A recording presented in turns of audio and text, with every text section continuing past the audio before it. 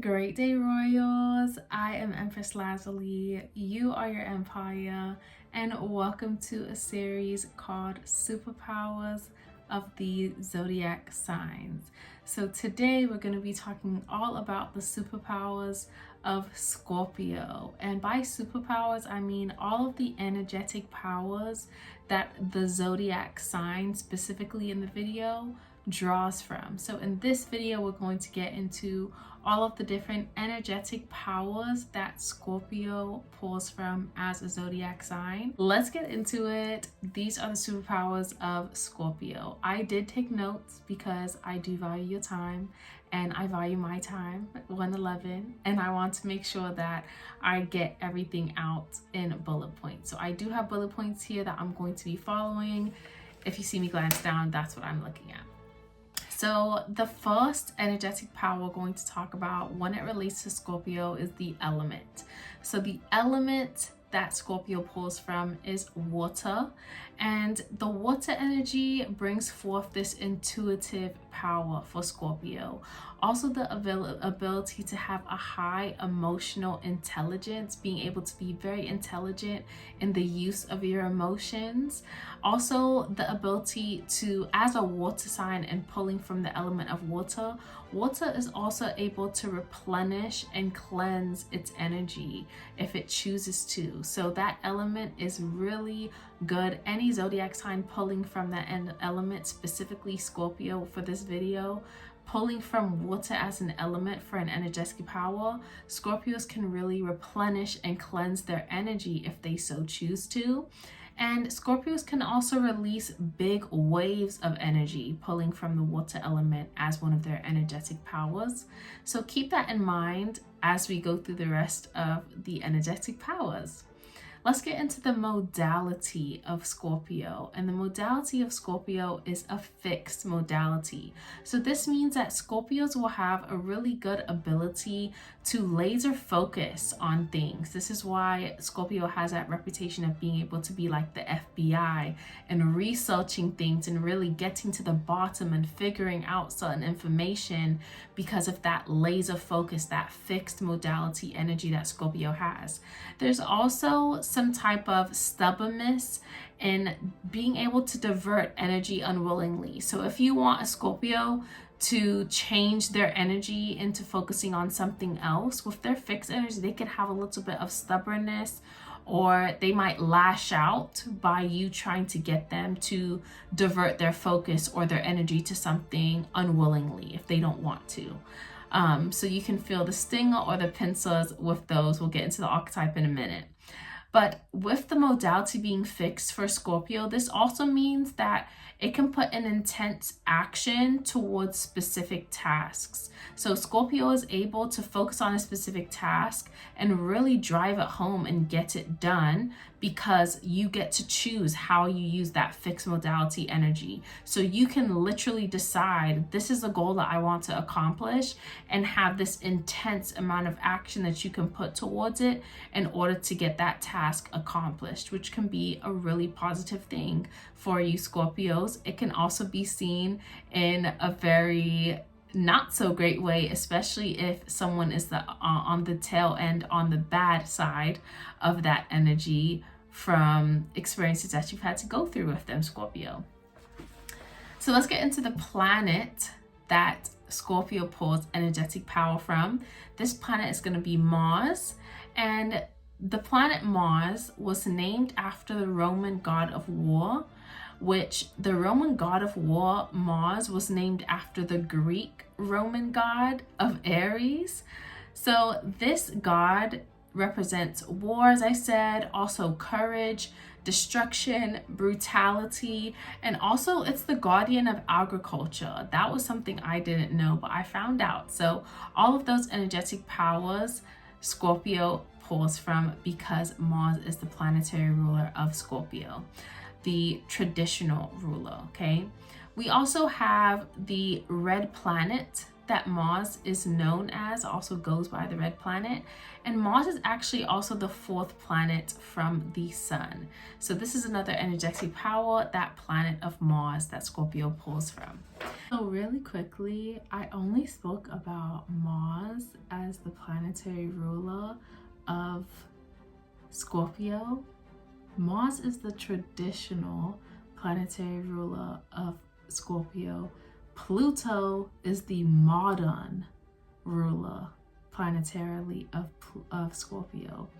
And it's so crazy how Pluto has this reputation of being the invisible planet, both because of how it was found, the fact that it is now, you know, after 2006, not considered a planet, it's a dwarf planet, and just the reputation that Hades, the god of the underworld, that Pluto also got its name from, also has a reputation of being invisible. And so it was just very funny to me that I never mentioned Pluto as one of the planetary rulers, because it was so fitting given that Pluto is typically invisible and like mysterious.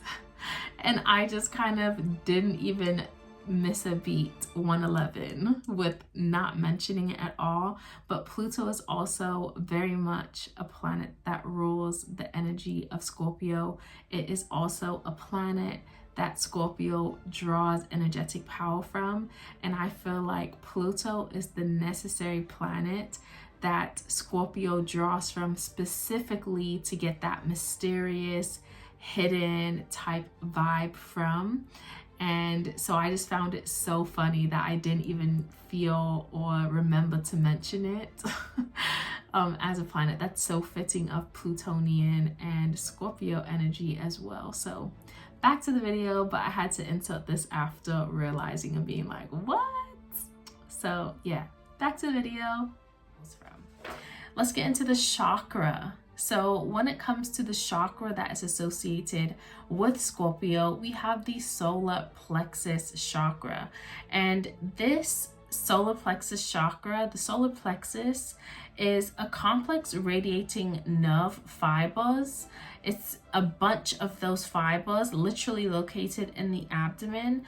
And the solar plexus is also associated with the color yellow, in addition to focus and ambition, also critical aspects and defensiveness. So when you know Scorpios tend to get a bit defensive, or they can be very ambitious or very critical at times when it comes to either defending themselves or going all in on something, these are all things that come from that chakra of the solar plexus. If this energy in the solar plexus is out of balance, it can bring forward control issues. It can also bring forward hypersensitivity.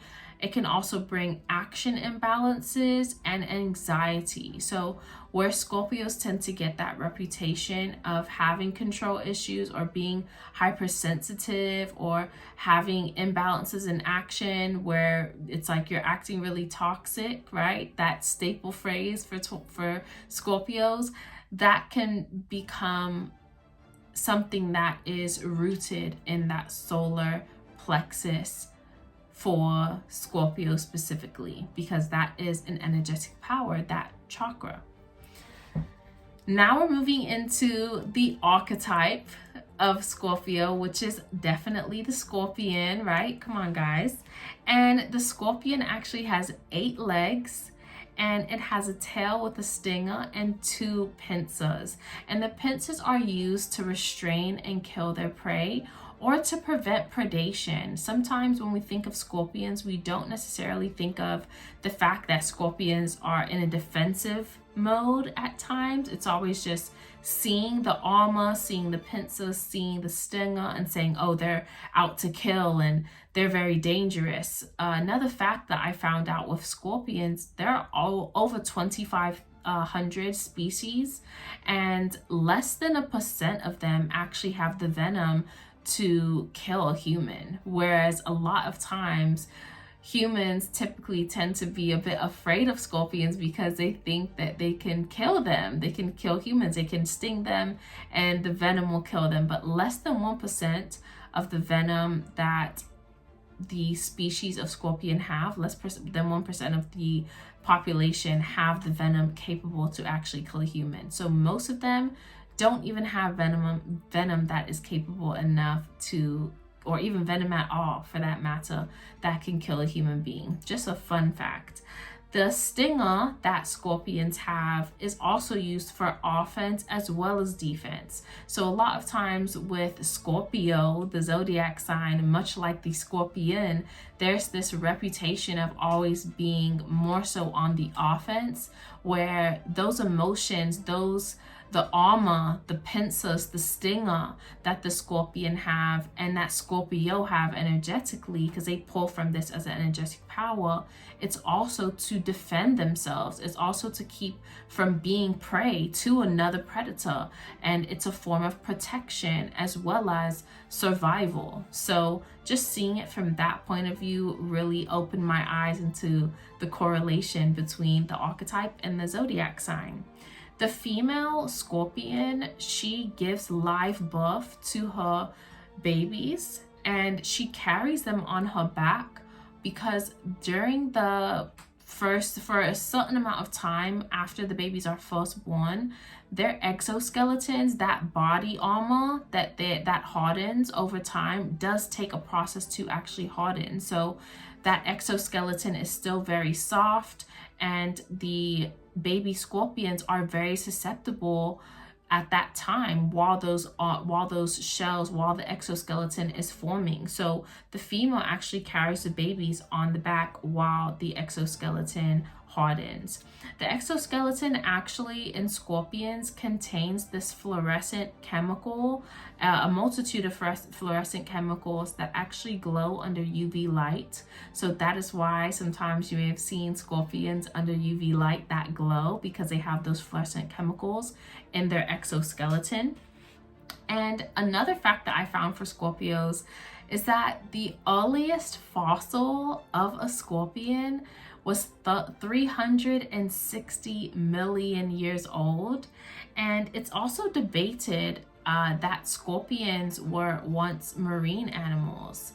So that's very interesting, tying Scorpio to the water energy that it also pulls from as a zodiac sign, you know, and just to know that the animal was once associated, arguably, as a marine animal is very interesting to find out. That oldest scorpion that they found as a fossil, that was 360 million years old.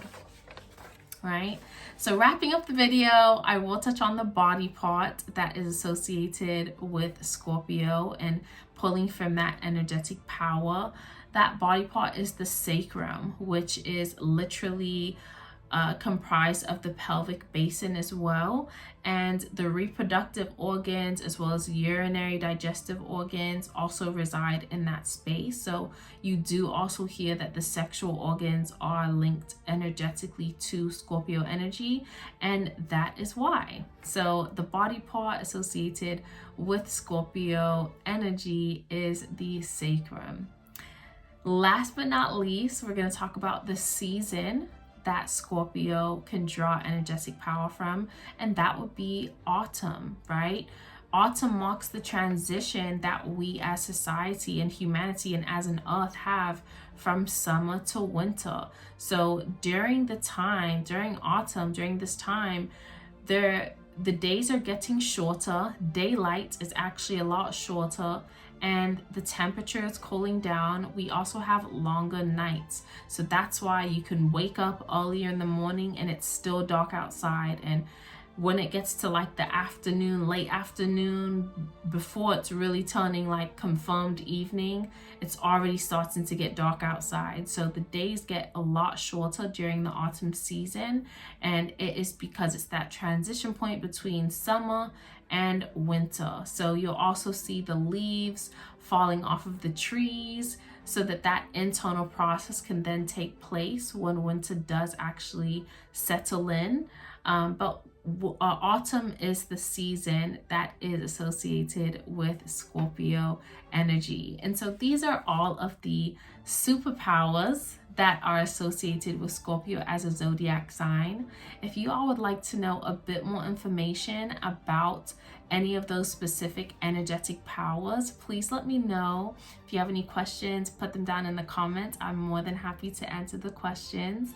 I love you all so much and look forward to more zodiac signs that I will be covering in this series. Much love, keep building your empire, and I will see you soon. Bye.